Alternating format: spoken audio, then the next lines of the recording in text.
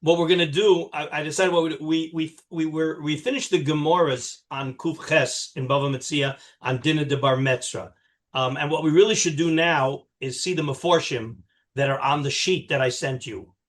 It's actually we're going to start on page 2 of the 3-page sheet that I sent you. It was sent 2-3 weeks ago. It's called Lifnim 1.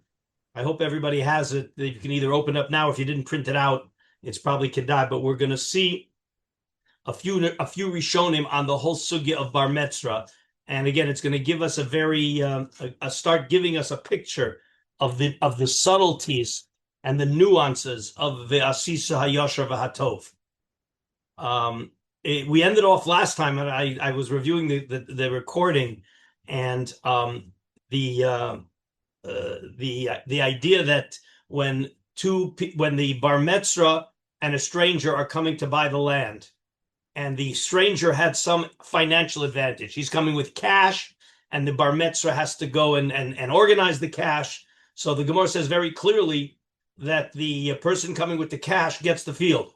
And you guys asked at the end, well, then can the bar metzra later come and get rid of the guy who bought it? And the answer, of course, is no. And what we really summarize is that the bar metzra has one opportunity to buy the land. If he doesn't buy the land when he has the opportunity, he loses his rights. And in fact, we're going to see, it comes up later in the Gemara and in the Rishonim, that we're going to see it explicitly, that if there's a bar metzra somebody buys the land, and there's a bar metzra who happens to be on vacation, okay, and he comes back after 2 months. He's on vacation for 2 months, and he comes back after 2 months, and he finds out that Reuven sold the land to Shimon, and the bar metzra says, "Hey, I wanted that land. I want to get rid of Shimon." So, what do you guys think? Can he do it or not? I would say no. Why? Well, for the reason the Rosh Hashiva mentioned, because he lost his opportunity, and well, he never found out. It's the first time he found out about it. First time he found out about it. But that's his. Nobody told him he had to go out of town. I mean, that's it. That's not his problem. You're on the right track, but it has to be sharper than that. Under the rubric of Sisa Yoshev Toiv, I think he should be able to claim it. Right. Okay. The problem is what you just did is you basically froze out the real estate market, because nobody's going to buy a field because they're going to afraid somebody's going to come. Maybe the bar metzra is out of town. Maybe the bar metzra is somewhere else. We'll see it in the Rishonim. But again, Asisa Hayosher V'Hatov cannot be at anybody else's expense. Okay, and if because of that, that's what we saw, that if because of Asisa Yosher V'Hatov of bar metzra, the seller is going to be shortchanged, the seller is going to have a disadvantage. The seller needs to raise. Yeah, go ahead. The whole concept here of bar metzra is Asisa Yosher V'Hatov. You know, you accommodate the neighbor because it's no skin off your nose. You can go buy somewhere else. But not after I bought it and I'm there for a month and all of a sudden you come and you tell me go away. But that's the only way the bar metzra works. Bar metzra works is after you bought it. No, it has to be immediate. In other words, it has to be. Remember, we even decided that if the buyer asked the bar metzra, "Is it okay for me to buy?"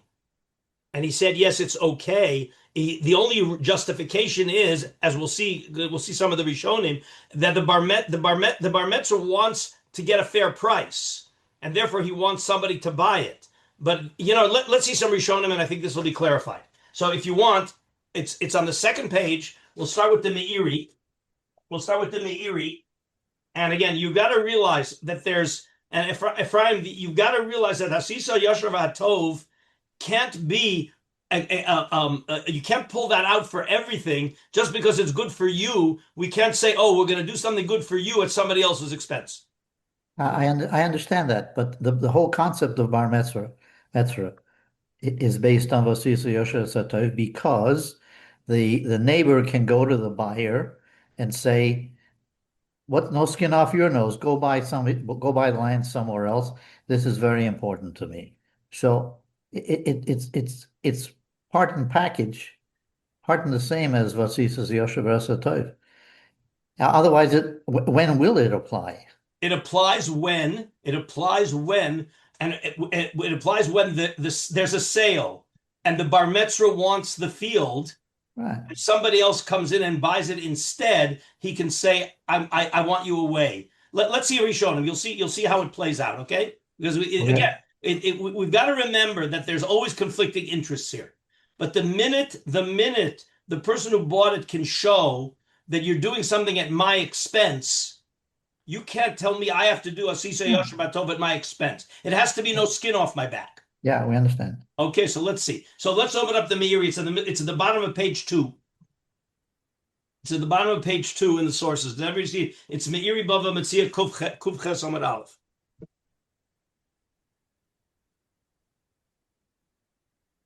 Okay, everybody has it at the bottom of page 2?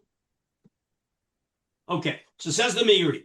Now, you've got to remember the Gemara. The reason I told you to have your Gemaras is because we've got to remember how this whole Gemara started. If you have your Bava Metzia also, we'll just remind ourselves. Otherwise, I'll just read it quickly. The Gemara started out with Amar Rav Yehuda Amar Rav, Hayman de'achzik beinei achi u'beinei shutfi, where there was a piece of land that wasn't bought, but it was available for anybody who pays the taxes on it to settle into the land. So Hayman de'achzik beinei achi u'beinei shutfi chatzifa havi. He's called a chutzpahdik, and sluke lo misalkinan le. We don't get rid of it. Rav Nachman Amar nami misalkinan le.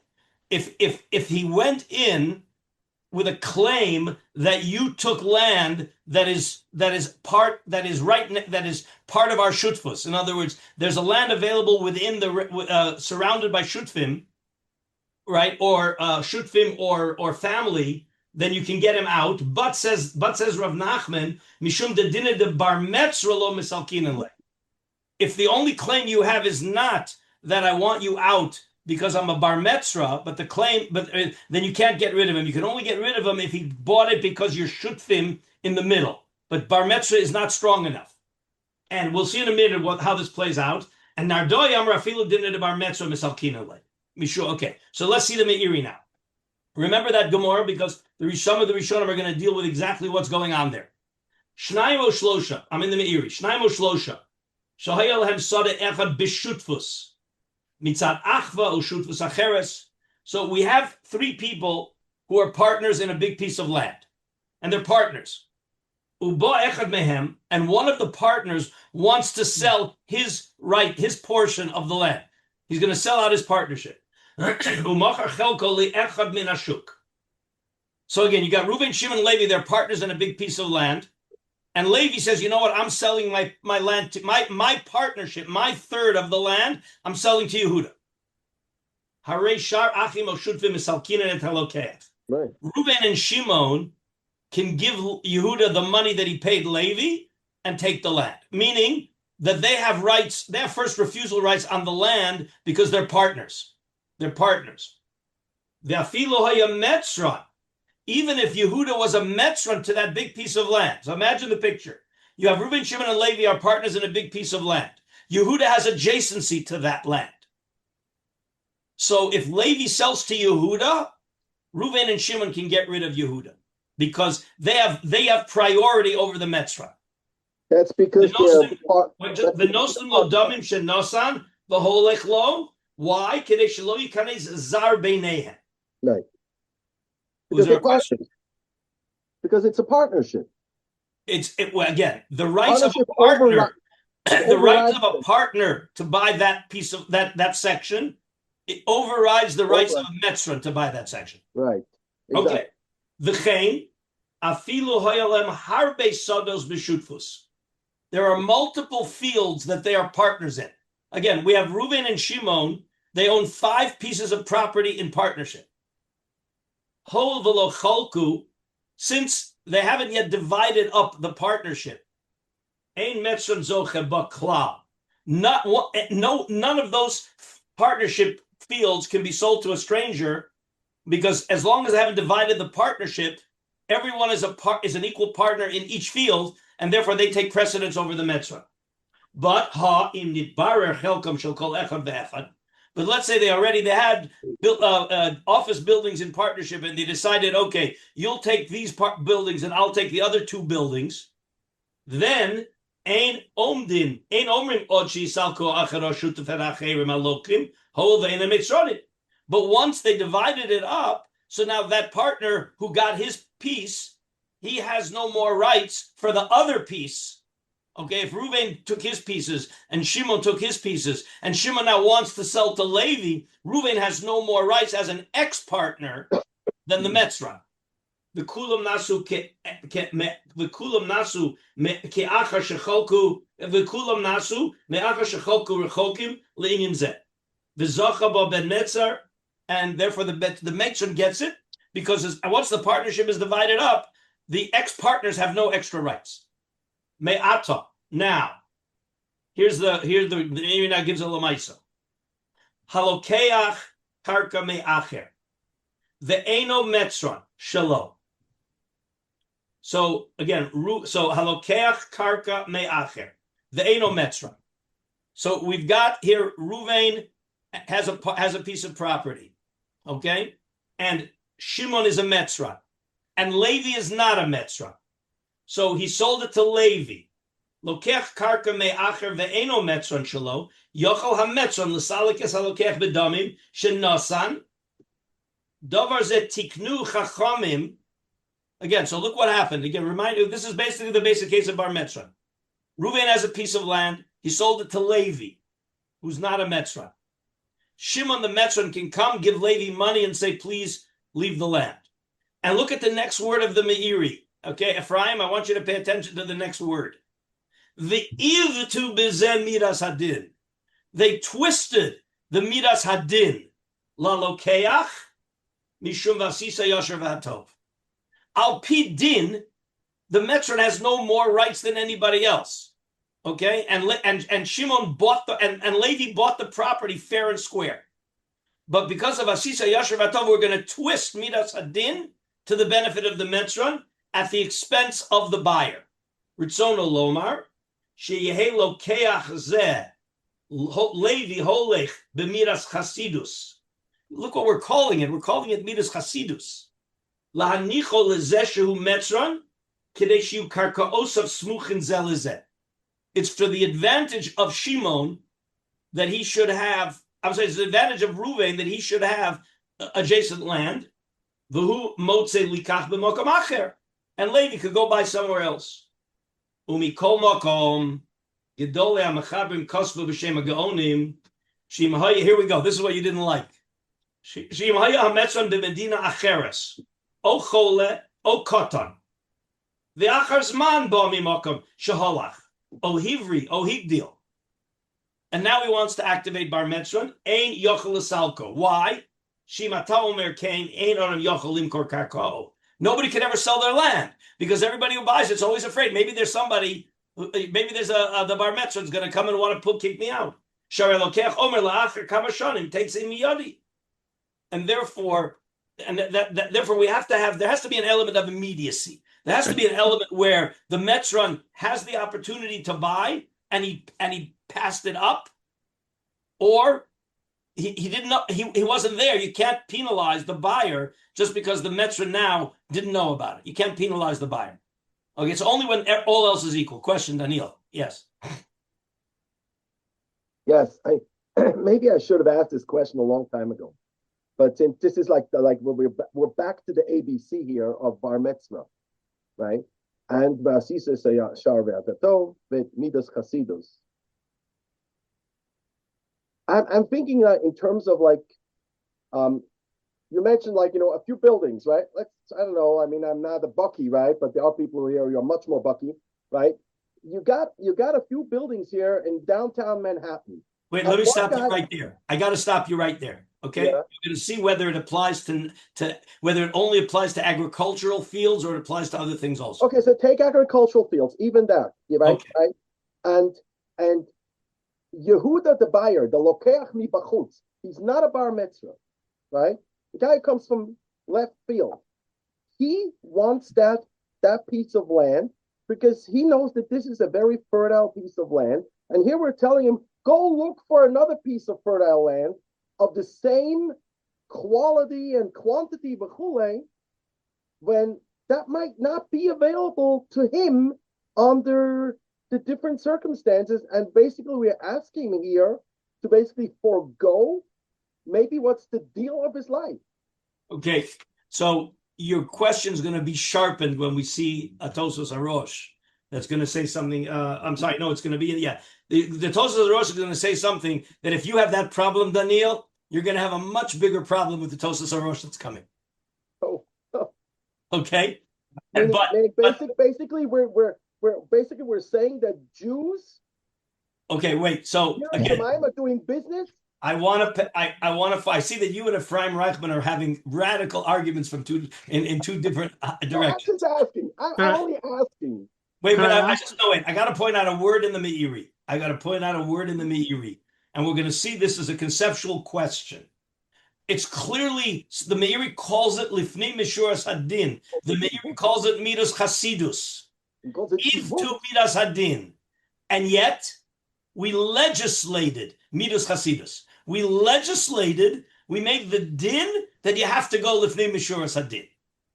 So Ephraim loves it, and Daniel's very uncomfortable. No, I'm not uncomfortable. That's the beauty of the Torah. That's the beauty of the Torah, that it legislates justice. No, this is not justice. It's rabbinic. Sure, it's justice. If this applies to all of Klal Yisrael or all of Eretz Yisrael, then it's fair. If it only applies to blonde-haired, 6-foot people, that's a different story. But this applies to all of Klal Yisrael, all over Eretz Yisrael. Doesn't matter who or where it is. That makes it fair. Wait a minute, Ephraim. If because of this law you freeze the real estate market, and the buyer and the seller now again, we come back to the case. There's the bar metzra and there's a stranger, and the stranger has cash, and the bar metzra says, "I need a week to get cash." Then you work it out. No, the seller could say, I have to have two equal. The only right the bar metzra has is if he's coming with an equal offer to the buyer. But in a real market economy, if the law applies to everybody, and everybody has the same issue, then you make it work. No, what I don't understand. You're saying that what did the law apply? The law is that if the buyer has no disadvantage to going somewhere else, then you can remove him. But the minute the seller is at a disadvantage, for sure you can't apply it. You certainly can't apply the benefit of a bar metzra at the expense of the seller. Yeah, but the disadvantage of the seller applies to all sellers that are in this circumstance. We don't allow it to apply to any seller. We don't allow any. You got to understand, this is lifnei mishuras hadin. This is for the benefit of the bar metzra. You can't give the benefit of the bar metzra to the disadvantage of any seller. We're going to see more. Let's go on. I'm saying a disadvantage. Seller needs, Ephraim, the seller needs the cash now. He has other obligations, and basically we're telling him, like, go to a bank or to a gmach and get money when you can get this money now that he needs desperately. Let me sharpen it. Ephraim, let me sharpen it. And the lashon of the Meiri is very clear. Iv tu midas ad-din. Exactly. Al pi din, it's my field. I can do whatever I want. I can sell to whoever I want. How do you force me to sell? The din of the Asisa Yasher Batov is not on the seller. It's on the buyer to do Lifnei Mishuras Hadin, which has consequences for the seller. Anyway, let's read on. Let's see some more Rishonim. What if he knows that the bar mitzvah is going out of town? What if he knows that, or he knows that he's about to turn 13 in a week or something? Is that ani harara, or do we just say, let me sharpen your question. Hey, you guys are asking great questions. Let me sharpen your question. See, you've got to realize here that if the bar metzra has to go to the buyer to get rid of him, why didn't the seller just call up the bar metzra and say, look, I'm selling my field. Would you like to buy it? So apparently, okay, and again, because we live in the real world and not in Ephraim Reichman's romantic world of everybody doing Lasisa Yosher Vatov, the seller doesn't like the bar metzra. The guy was causing me tsaris. You know what? If I have to sell to him, I ain't selling. I'm not selling. Okay, so therefore, Stuart, to answer your question, it's very likely, it's very possible that the buyer is exactly waiting, the seller is exactly waiting till the neighbor goes on vacation. He's going to be in Miami for 2 weeks. Now I'm ready to sell before he comes back. If he does that, it's a legal loophole. But again, because it's a asisa yasher v'hatov, it's a chiddush to legislate such a thing. You can't legislate going lifnim mishuras hadin. It's an oxymoron. And we only do it in very rare cases. So it's got to be a very limited legislation. Yeah. But we're doing it in this case. Only if it's at nobody else's expense. I understand. Technical question for you, Rav Karlinsky. So the seller calls the bar mitzvah. He does the smart thing. He calls the bar mitzvah and he says, Mr. Bar Mitzvah, I want to sell my land. Do you want to buy it? And the bar mitzvah says, no. Now the seller goes and he finds a buyer and he goes through the whole process and he sells the land. Now the bar mitzvah wakes up and he says, you know what? Maybe I want it. Too late. As long as you see, here we go back. The seller, before he bought the land, does he know there's a bar mitzvah? Yes. He asks the seller, the buyer. The buyer says, wait a minute, to the seller, is there a bar mitzvah? Yes. Did you offer it to the bar mitzvah? Yes. Did he say no? Yes. If the seller and the buyer can prove that it was first offered to the bar mitzvah and he said no, if they can prove it, then it's out. The only chiddush we had in the Gemara was that if the buyer goes to the bar mitzvah, and the buyer asks the bar mitzvah, is it okay if I buy the land? And the buyer and the bar mitzvah says yes, and the buyer signs him on a piece of paper, I forgo my rights, he's out. Yeah. But if he says yes without signing a piece of paper, he could still have an excuse. I needed you to buy it to establish a fair price. Right. But that's when the buyer and the bar mitzvah and the buyer are talking to each other. But if the seller says, I'm offering my land for $100,000, well, the bar mitzvah now can't say, I want to get a fair price. That's the price. You want it? $100,000. You say no? Good. I have witnesses. You said no to 100,000. Now, obviously, if after that he sells to he offered it for 100,000. This is an important case. You're saying good. He offers it to bar mitzvah for $100,000. Bar mitzvah says, no, I'm not buying. No, too expensive. And then the seller turns around and sells it to a stranger for $90,000. He has to go back. Then it's very likely that the bar mitzvah can pay $90,000 and get rid of it. Yeah. Okay, because he turned down. It was clear that the seller was trying to squeeze him. But wait, we're not finished. Got to keep going because there's going to be another fascinating case here. We had it in the Gemara, and there's going to be a big kasha from the Rishonim on it, which is going to be basically Daniel's kasha. Daniel sells kasha, but he didn't realize it. He didn't quite pinpoint the Gemara because we don't know the Gemaras by heart. If you knew the Gemara by heart, Daniel, you would have asked a better question. But we'll see it in the Rishonim. Rabbi Karlinsky. Rabbi Karlinsky. Is the comment in the Meiri that she'imata omer kein ein adam yachol limkor karka klal, is that the Meiri's opinion? Is that his explanation, or was that the Gemara? It's the Meiri's opinion. It seems funny because sometimes we talk. No, but it's the Meiri's opinion based on the rules that we set up in the Gemara that we can't activate asisa yosher v'hatov to the benefit of the bar mitzvah at the expense of the seller. And it's very clear that it would be at the expense of the seller. If you let a guy come back after 2 weeks vacation to buy it, then it's going to cripple the market for at least a couple of weeks because the seller knows that he's got a bar mitzvah on vacation. Okay, and the buyer knows that there's a bar mitzvah who's on vacation. Right. Okay. So I'm not going to buy it. Got it. I'm not going to buy it and get. So what you did is you just crippled the seller from making an immediate sale, which we saw in the Gemara, right? We saw that if the seller needs cash immediately, the tax collectors are running after him, and he needs cash immediately. So then he's insulated. The buyer's insulated from bar mitzvah, right? We saw that explicitly in the Gemara. Okay. So again, we can't do it at the expense of the seller. But let's read on. Okay. Yeah. All right. Next. Now let's see the Tosas Harosh. Okay. So if you remember the Gemara, I read the Gemara because we have to realize that the Gemara started. And here's the problem. I'm going to read the Gemara one more time, and then you're going to see that there's a problem with Rav Nachman. Okay, because Rav Nachman is the posek in Dinei Mamonis. You've got to remember that Rav Nachman is the posek in Dinei Mamonis. Now I'm going to read you the Gemara, and you'll see the problem. Amar Rav Yehuda Amar Rav. Haiman da achzik beni achi ubeni shutfi chatzifihi sluki lo misalkidan. According to Rav Yehuda Rav, you can't get rid of him if he didn't. We're not talking about a purchase. We're talking here. He took over a piece of land among his partners. Rav Nachman Amar misalkidan. You could get rid of him because he took it over in the middle of partners, a piece of land that was in the middle of partners. But imishum dina de bar metzra lo misalkidan le.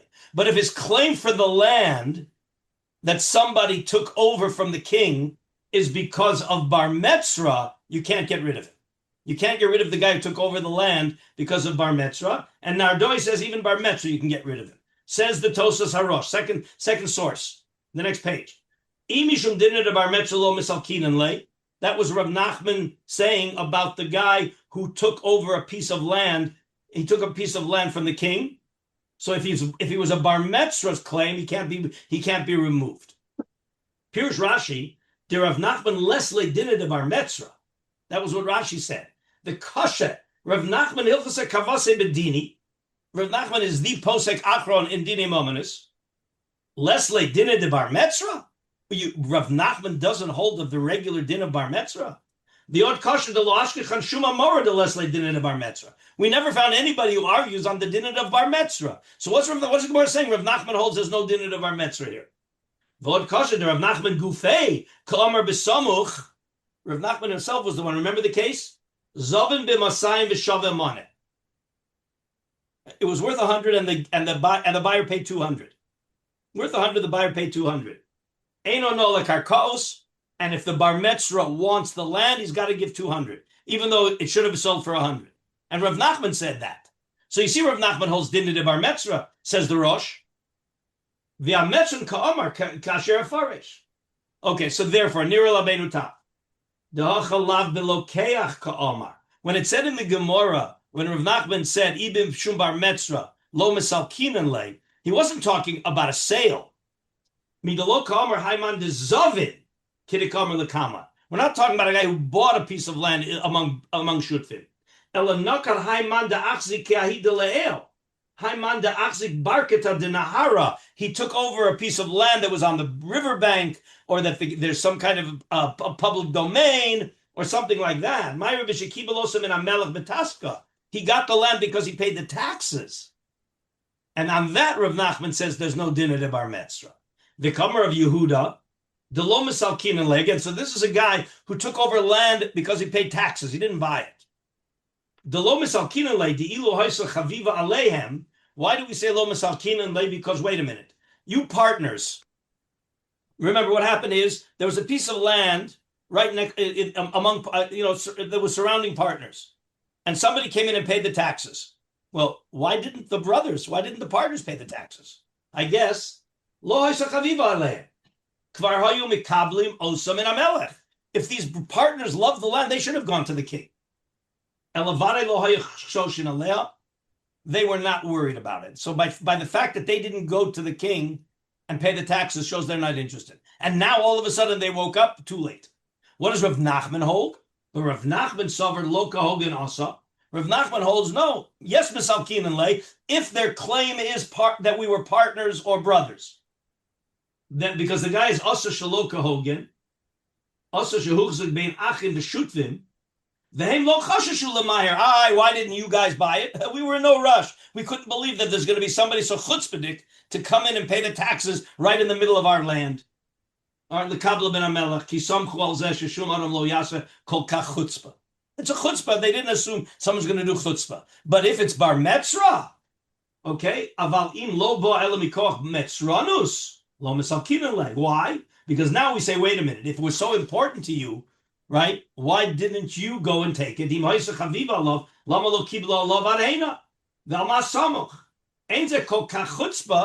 In other words, they assume that a guy's not going to be chutzpahdik to come in right in the middle of brothers. But if you're buying an adjacent piece of property, that's not chutzpahdik. Im acher yikablen. Aval b'mecher. All of this is when you're getting money, you're getting land from the king because of taxes. Aval b'mecher motor of Nachman Ika din de bar metzra. The lo shaykh be high time de lo hayachol iknosa. Achi yisratza mocher lemochra. Da filo acher shen yisratza mocher lemochra. Nimna milachazer achareh liknosan. So why did Rav Nachman agree to bar mitzvah? Wait a minute. Why didn't you buy it originally? The same way he said that the fact that the brothers didn't take over the land because apparently it wasn't that important, so they can't get rid of the bar mitzvah. Why don't we say the same thing to prevent a regular bar mitzvah from being kicked out? We say, well, wait a minute, Mr. Bar Mitzvah, why didn't you buy the land? It was up for sale. Why didn't you buy it? Here we have the teretz. The bar mitzvah can say, you know why I didn't buy the land? I have a good reason. What's my good reason? First of all, he could say, I didn't think the guy was going to sell it. I didn't know it was for sale. He didn't publicize it, so that's why I didn't buy it. I didn't know about it. And even if I knew about it, I could still have a claim. Why didn't I go buy it?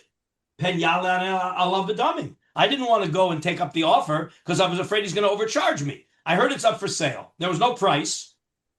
So if I would have gone to say I want it, it would have cost $100,000. So I wanted to see who's he going to sell it to for 90, and then I'll buy it. The Nardoi Amri afilu hachashayik dinner de bar mitzvah mishum asisa yasher batov v'lo dafka b'gavimecha. But Nardoi holds that even a bar mitzvah in a non-sale, but in the king's taxes, that's how far asisa yasher batov goes. So they're basically having a machlokas about how far we extend asisa yasher batov. Okay? But now comes the real killer, in my opinion. So now we're going to talk about the Gemara. You remember what we said? There was a piece of property that had a $200 value. That was the Gemara Hamud Beis. And so Reuven owns a piece. Reuven is selling a piece of property. Okay, he's selling his house, his property. The market value is 200, and Shimon bought it for 100. And now the Bar Metzra comes and says, "Dinner de Bar Metzra." How much does he have to give Shimon? 100 or 200? Who remembers the Gemara? Again, the case. So you guys have your Bava Metzias? We can see. We'll see it inside. You have your Bava Metzias? We'll see it inside. I'm sorry. Where is it? To the bottom of Omid Aleph. If he only paid 100, why can't he just say? Why does he have to pay the 200 if the other guy only paid 100? Says the Gemara.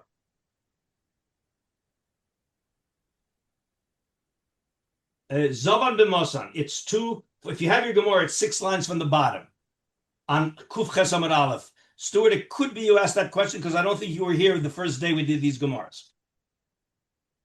Everybody, right. I'm going to read the Gemara. If you don't have your Gemara, it's Kedai. If you can see it inside. Bava Metzia Kuf Ches, 6 lines from the bottom. Zovan b'meya. Vishavi Mosan. So Shimon paid 100, but the market value was 200.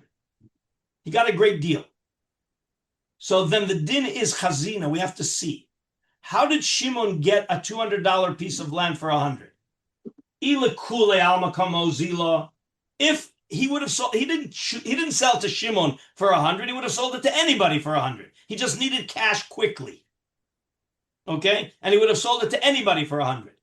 So then, Yoiv le me'av shakileh. Then the Bar Metzah gives him 100 and he goes away.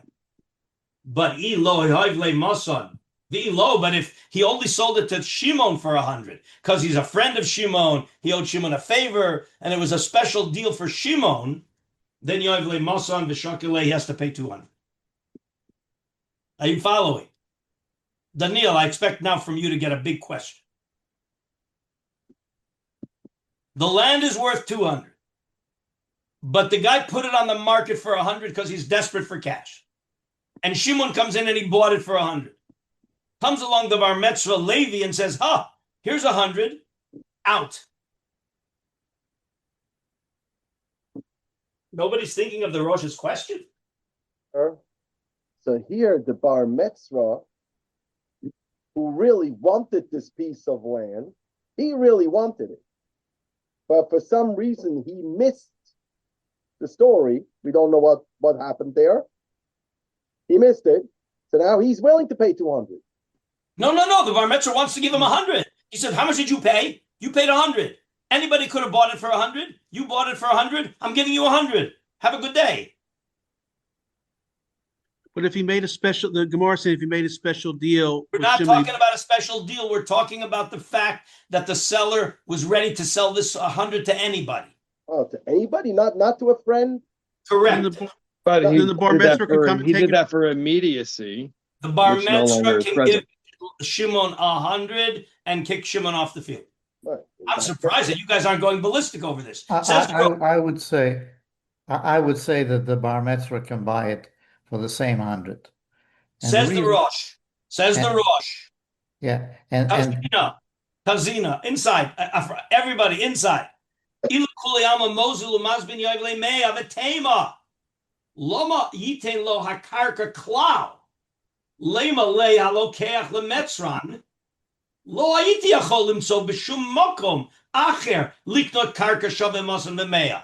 Remember, the whole taina is we tell the guy who bought it, why did you have to buy here? Go buy the same land somewhere else, because we're talking about agricultural land that's all the same. It's fungible, and let this guy have adjacency. But the buyer says, I can't find a $200 piece of land for 100 anywhere else. How are you kicking? The whole din falls apart. Are you guys hearing this?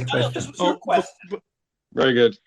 it's a great question. It wasn't also Because 100 because of the immediacy, which no longer is true. In other words, Again, from the seller's perspective. It's not Vasisa Yasher Vato.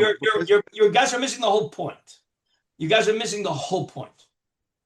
What's your default before we activate Asisa Yasher Vahatov? Can Levi the Bar Mitzvah ever kick Shimon off the land? No. Never. I bought the land. It's my land. What are you talking about? You want it too bad. I bought it first. I got there first. That's the basic din. Now we legislate that since we say to the buyer, to you, it doesn't matter. This land, you could buy the same land somewhere else. That you've got to realize that's the whole issue here. And that's why we're going to have a big question about houses and apartments. Can we activate a bar mitzvah on apartments? Oh, no, you don't buy this apartment, you can buy that apartment. Is everything identical? It's got to be identical. That's the whole point. Otherwise, why are you penalizing the buyer for the benefit of the bar mitzvah? You're shortchanging. You're compromising the benefit of the buyer. You can't tell the buyer go buy somewhere else. There's no $200 land available for 100. Ephraim, I hope you can also hear that. Yeah. No, I think it's a fascinating question. Okay. So now he's, but the Gemara says it. The Gemara says he has to give him 100. If it says the Rosh, I don't understand. Tema. Let's see it again inside. Loma yitin lo karka klal. He shouldn't have to give him anything. He said, "You can't. I can't buy another piece of land like this for 100. For 100. Lema le lekoch lebetzon lo iti yachol limtzoch b'shum makom acher liknot karka shavamasan b'meya." The Chachamim tiknu. Here's the killing argument. The Chachamim tiknu din metzon mishum hayoshav hatov. Dekamer le metzon lokech timsa harbe stados liknos. This is the whole activation of bar mitzvah. You can buy in other fields. Same thing. It's good for me to have adjacency. But the buyer can't find this anywhere else. Vidamia limatana. Remember, we said matana, no dinner de bar mitzvah. Because you can't tell the guy, go get a matana somewhere else. Mishum dinner de bar mitzvah. There's no dinner of bar mitzvah by matana. Everybody here, I hope you guys hear the question. Because the Rosh is really bothered, and he gives a bit of a dochak answer. So the Rosh is comparing this to a matana because he can't get the same idea, the same concept. He doesn't even need to compare it to it. But once you open the door for matana, the point of bar mitzvah is we tell you, why do you need to buy next to why did you Levi need to buy next to Shimon's land, right? Go buy the same piece of land somewhere else. But there isn't the same piece of land. There isn't the same $200,000 piece of land for $100,000 somewhere else. So I'm not sure whether you guys are going to like the Rosh Hashanah or not. I think Ephraim's going to love it, but I'm not sure anybody else is. The Yesh Lomer de Lo Plug Chachamim. It's a low plug. Kivan de Mecher who? It was a sale? Yes. Ube'elu Adamim Haya Mocher L'chol Adam. And since the seller, Reuven, would have sold to anybody for 100, Zacha Baha Metzran. So this goes back to our idea that when we had this also in the other direction, that when the buyer buys, he's really acting as an unknowing shliach for the buyer, for the metzra. We had that idea. That's why if he overpaid, okay, if the buyer bought it, okay, and then the metzran comes along, but between the time the metzran came along and the time that the buyer bought it, the land appreciated or depreciated. Who benefits the appreciation or suffers the depreciation? The bar metzra. Meaning if the buyer bought it for 200 and land depreciated to 180, he can't get rid of the buyer without paying him 200. On the other hand, if it appreciated, he only has to give the 200 and not 220. Because we said, what was the explanation? The explanation was that the buyer acts unknowingly like a shliach of the bar metzra. Okay, and that's got to be the only way we can understand the Rosh is that there's the Chazal when they legislated bar metzra, the lo plug means they turned the buyer into a shliach. As long as there's all of the other conditions are there, he's a shliach, and therefore the buyer bought it for the bar metzra, and he only has to pay 100. But that, again, if the Gemara wouldn't have said it explicitly, we would never say such a thing. But Sisa Yashar Tov is for the bar metzvah then, because the buyer, it wasn't a good thing for him in this case.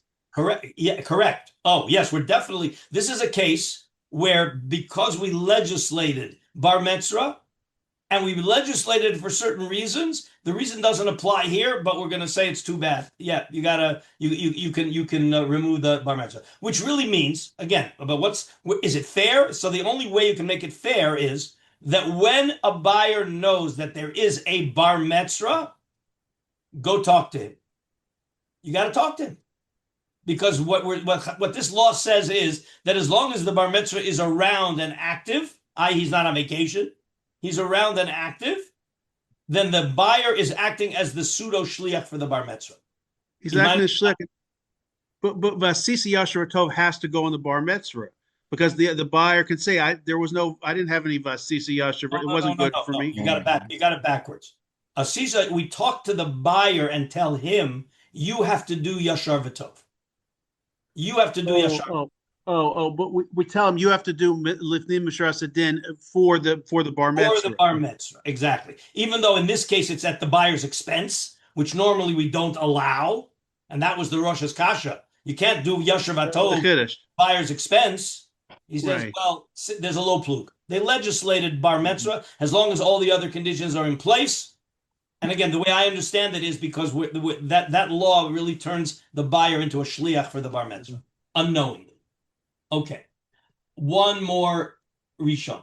Okay, no, I'm sorry, we have two more things. Okay, and this is again here now we're going to get into the halacha l'maisa, which again it's going to open up. We'll get to the Shulchan Aruch, we'll see, but this is where it's coming from.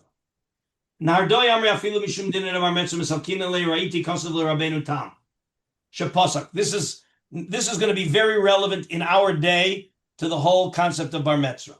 Rabbeinu Tam already in Rabbeinu Tam's day wrote, Ein din metzranus ela bisados, agricultural fields, the lo bebatim. You can't activate dinah de bar metzra when somebody buys a house right next to somebody else's house. And again, think row houses or think, houses, neighbors, big, houses with guards and everything. Shekol halacha eina mayri ela bisados. The whole din of bar metzvah is only agricultural fields. Why? Mishum taimid de macharisha. The reason is because of the plowing. It's more efficient for Reuven to be able to plow two fields at once than to plow one field here and then go find another field far away. V'dafka sodos, d'shchichi lemizban. So we need two requirements. A, the buyer has to have an advantage. I'm sorry, the bar mitzvah has to have an advantage of the plow, and the seller has, the bar mitzvah has to have the advantage of the plowing, and the buyer has to be able to buy the same thing somewhere else. Two requirements. V'dafka sodos d'shchichi lemizban. Then I'm reading lelokeach hasisa yasher v'atov, because you could buy the same thing somewhere else. Aval bati delo shchich lemizban. Houses apparently were not as there wasn't such a big market for houses as there were for agricultural fields. Delo ovid inish dezavin dirte. People didn't like to sell their houses. They sold their agricultural fields when they needed. The last thing somebody sold was their house. Okay, the last thing they sold was their house. Lo amrinin behu vasisa yasher v'atov. Because houses are not so available, and therefore I found a house to buy. You can't tell me, well, here, take your money and go find another house if there's not a flood of houses on the market. And if you're going to say, no, there's always a dinner de bar metzra. This is a Gemara we didn't see, but there's sometimes where if Reuven, who owns the field next to Shimon's field, okay, so and what's his claim? His claim is it's better for me to plow to have adjacency for plowing. What happens if between Reuven's field and the adjacent field there's rocks? So there's no way that you could just plow smoothly. There's no bar mitzvah, says the Gemara. There's no bar mitzvah because you have to have the advantage of being able to plow, and if there's rocks in the middle, you can't have the advantage of plowing. Okay, and therefore, since we have those exceptions, okay, we can also make an exception in houses. The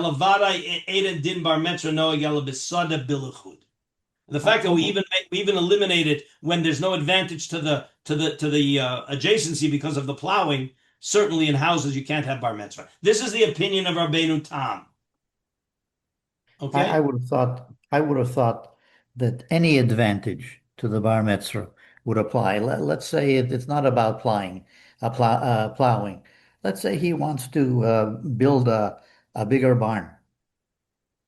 There could be a million reasons why the bar mitzvah would have an advantage that nothing to do with plowing. He's planting tomatoes. I don't know. Why does it have to be? Okay, that's plowing as well, but Me'echatesa that it has to be specifically plowing, unless. Okay, so you're going to like the Tosfos read. Keep reading. That was Tosfos read brought Rabbeinu Tam. Says the Tosfos read. Ve'enu nirali. I don't agree.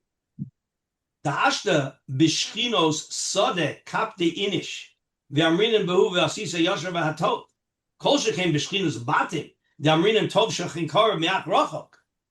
If in just have adjacency of the field, and again, he's basically going with you, and he doesn't agree with this limitation of plowing exactly. But you want to have adjacency. Adjacency is a good zach. So if adjacency is a good zach with fields, it's for sure a good zach when you're talking about housing. Yeah. Okay. What's your argument that but houses aren't so available? Ain't so taina. That's not a taina. Listen to this din. All right. There's an ara dechad ubate dechad. We have two. There's a field up for sale. Okay. Okay. There's a field up for sale, and Reuven is a bar metzra because he has a house on adjacent. And Shimon is a bar metzra because he has an agricultural field adjacent. Two people who are adjacent. So in general, when we have two people adjacent, whoever gets there first wins. But what happens when they're coming together? Oh, I'm sorry, I should have added one more point. And if they're two adjacent people, Reuven and Shimon are both adjacent to Levi on two different sides. Okay, and now Levi has to sell. Who does he sell to? The one of the field close. No. There are two. Again, Levi has a field surrounded on one side by Reuven's field and on the other side by Shimon's field. So we now have two Barei Metzra. Who gets it?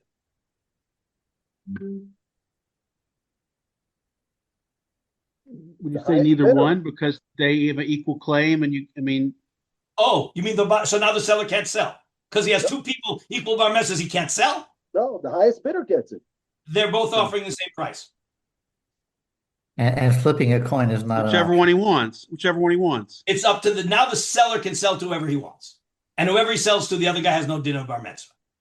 Okay? But if one guy offers more than that guy, that's what you talk about. If one guy offers more, even if he's not a bar mitzvah, he wins. Even if he's not a bar mitzvah, he wins. Okay. Now, but what happens if the adjacency, one guy has a house and he wants to buy the field so they can expand his house, and the other guy has an agricultural field and he wants to buy the field so that he can plow better? That's already economics and economic realities. Like says the Gemara. The Guy with Gemara the field. talks about it. The Gemara talks about it. All right, we didn't go that far. We should have really seen more Gemara. Okay, but when it says Ara dechad ubate dechad, okay, one of the bar mitzvahs wants to build a house, expand his house, and one wants to expand his agriculture. Amrinan de mari ara matzi la'akev amari beta. he's got the first right. The mari ara can be ma'akev the mari besa, and he has more adjacency. V'nisa lema lokeach lo shchiach li beta lemizban. The guy. I'm sorry. The guy who wants to buy the house. Okay. Just a minute. Wait. I'm sorry. Wait. We don't have the Gemara straight. No, the Gemara's a little different. Wait a minute. No. No. I'm sorry. We got to go see the. We don't have the Gemara straight. We didn't do this Gemara. We have to do the Gemara. Let me find it here. It's Amon Bays. We didn't go far enough.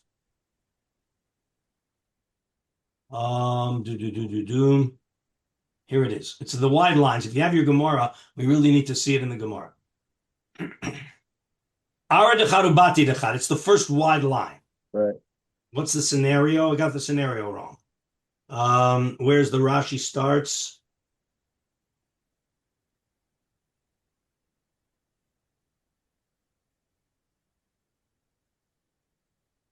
So Ara dechad ubati dechad mori ara ma'akev. Amre bote more. Amre bati more bati lo ma'akev. Amre bati mari bati lo ma'akev. Says Rashi. Mari ara ma'akev amari bati. Shalo limkor habinyan le'acher. Hoel v'hu ba lemochram v'zet tzarich latov. Okay, I'm sorry. So the scenario is like this. I got the wrong scenario. There's a house on a piece of property. There's a house on a piece of property. Okay? And one guy owns the house and one guy owns the land. You have the scenario? There's a house on a piece of land. Reuven owns the house, Shimon owns the land. What's the point? The point is if the house falls down, Shimon can stop Reuven from rebuilding it. But right now, Reuven has the house. Okay? And Shimon has the land. And now now one wants to sell their rights. One wants to sell. The owner of the house wants to sell the house. And can the owner of the land say, no, you have to sell to me? Or the owner of the land wants to sell his land rights. Can the owner of the house say you have to sell to me? Are you guys following the issue here? There's a house and land owned in part by two people. Can the owner of the land force the owner of the house to sell to him? I.e., what does it mean force? It means that if somebody buys the house, the owner of the land can kick him out or not. So it says like this. Okay? So, Batim, where is it? I lost my place. Okay. So, Ara dechad umbati dechad. Mari Ara ma'akev. The owner of the land can stop the owner of the house from selling, meaning he can demand you sell to me. Okay. Amri bati Mari Amre. What? Again, how am I reading this? Just a minute. I'm sorry, reading it wrong. Okay, but again, Ara dechad ubati dechad. Mari ara ma'akev amari bati.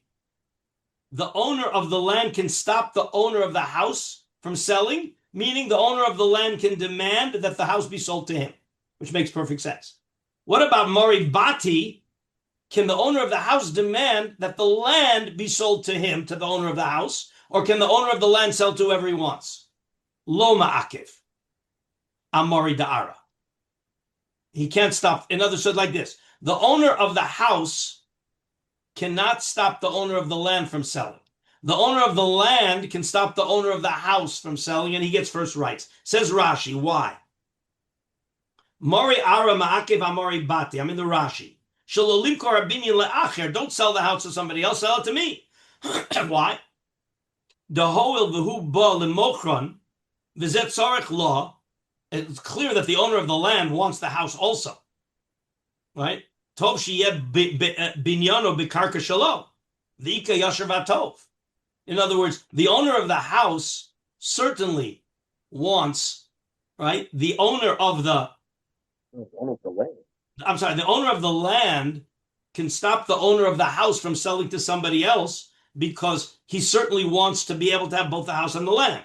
But Mari Bati, the owner of the house, lo makiv amari ara, shu eno chashuv shachen l'chashiyagio shanav omed listalek miner. Since the owner of the house is not there permanently, the owner of the house is there temporarily. That's the way it worked there. Is that you have a house on a piece of land, you're eventually going away, and therefore you don't have the same power of a bar mitzvah. Again, so the owner of the house can't stop the owner of the has less rights on the land than the owner of the land has on the house. Okay, now let's see why that's relevant in the Tosfos read, and we're going to have to stop in a couple of minutes. Okay, so back inside. So eno nirali dahashta b'shkinus sode kapti inish v'amrinin behu. What did we just say? Asisa yosher v'atov on the house and the land. Kol shekain b'shkinus batim d'amrinin tov shachin kor v'achrachok. V'imishum delo shchiach le'lelokech beta limizban ein zutaina. Dehaba'ara dechad ubate dechad.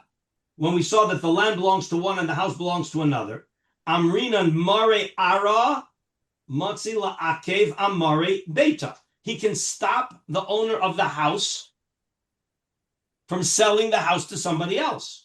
Remember,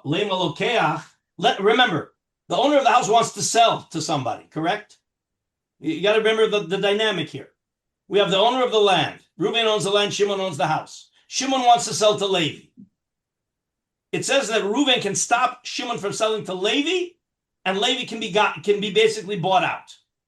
Why can't Levi say, hey, it's a house? I can't find a house everywhere. Remember, we just said houses aren't so easily available. So why can't Levi be insulated from Dinah de Bar Metzra?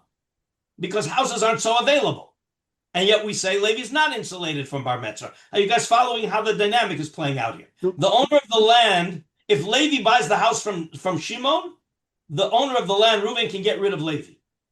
Can we say because of plowing? Dinah de Bar Metzra. No, Dinah de Bar Metzra. That's the whole point. That's the Tosfos Reed's point. You see, that's nothing to do with plowing. Okay? Let the lokech say, you can't kick me out. How am I going to find a house? You know, he's trying to prove that Dinah de Bar Metzra applies even in houses. All right, you know what? I'm going to have to stop here. I have to get to a wedding. I'm sorry. We're going to pick up the Tosfos read and the Piskei Harid, which is Halacha L'Maisa, and then we're going to go into Bava Kama and back to Bava Metzia. So please have the sheet for Sunday. Bezrat Hashem, Sunday we'll finish this. This is Halacha L'Maisa, guys. This is where the rubber hits the road. How do we really apply all of this? But you see the conflict here, and it all comes from the fact that we've legislated din that you have to go Lifnim Mishur Sadin. Well, that can't be open-ended. There's got to be parameters there. Okay. So, question. Some of these things I find very difficult, but the question I have is, why doesn't where you have the two bar mitzvahs, two neighbors have bar mitzvah, why doesn't the relative value to each of them play a role here? For instance, one guy has a field and he's growing beans. The land isn't worth very much. The beans aren't worth very much. The other guy is going to do something spectacular with it. And instead of the $100,000 property becoming maybe $150,000 as the first buyer might do with it, the other buyer is going to do something spectacular. And he's going to make this land worth $1 million. Shouldn't that be a factor? Shouldn't that be a factor? I'll answer your question next time. We'll start with your question. but you've got to think carefully. As a real estate person, you should realize how that would be settled without activating Dina de Bar Mitzvah. Think about it. Okay, we'll talk about it first thing on Sunday. Bezrat Hashem. Okay?